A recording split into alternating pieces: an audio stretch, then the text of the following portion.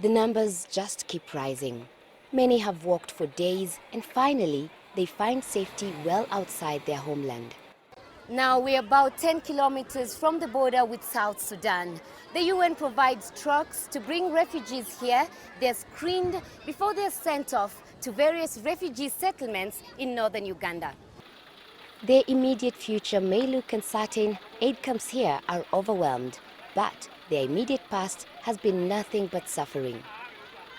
Agnes Nyoka and her granddaughters walked for a month from their home in central Equatoria. Her husband was killed along the way.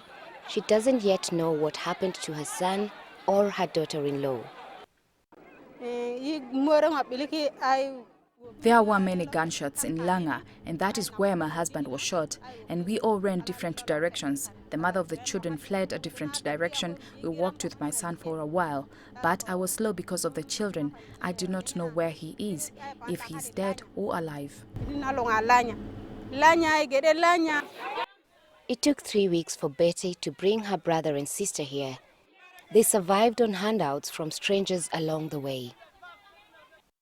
On our way here, we met rebels along the road. They would ask us why we are crying and where we were going, and we would cry even more. I think they sympathized, and so they would let us go.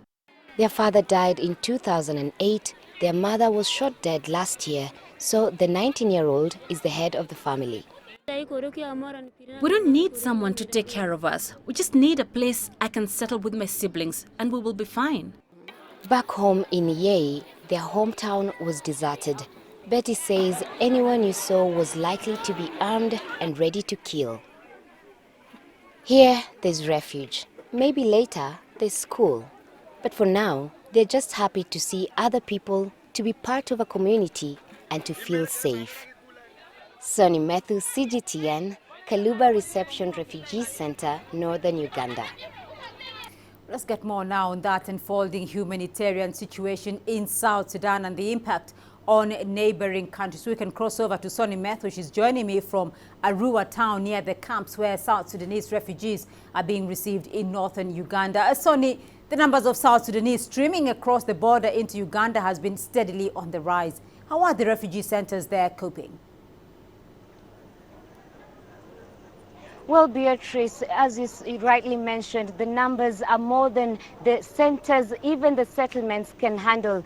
Today, we just came from a new settlement that was set up just 3 weeks ago, and already it's full to the brim. So they're having to look at other places they can take these refugees. So there are many resources that are lacking. We've noticed a lack of water. We saw a lot of trucks coming in to bring the water. They're having to bring this water from long distances. They say they're having to get the water from the Nile. They have to treat it there, which is very expensive. It's expensive to hire the trucks. The expense of each settlement is getting bigger and bigger, and they need to travel around and give these people at least 2 liters of water for everyone to have per day. They also are saying that there are other resources lacking, like schools. Here in Uganda, when they come in, they are promised to get free education. They are promised that the students can at least go back to school, because in South Sudan, the schools are closed in most of the conflicting areas. So they're saying that the resources to support the students are lacking. They're saying that the housing facilities are also lacking, but most importantly, the food, the bare minimum. People are having to reduce their rations so that these newcomers,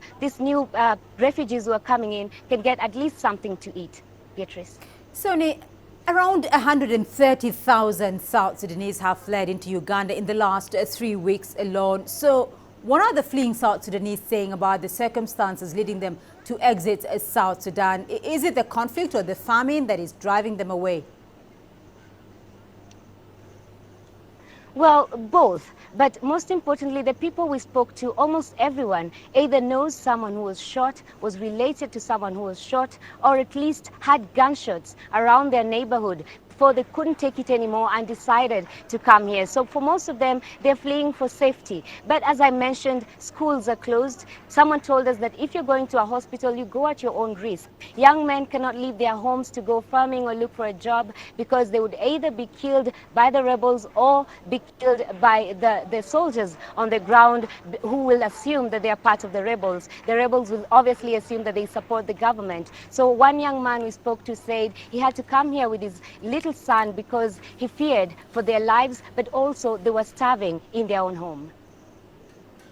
Right, Soni Methu for us there in northern Uganda. Thank you.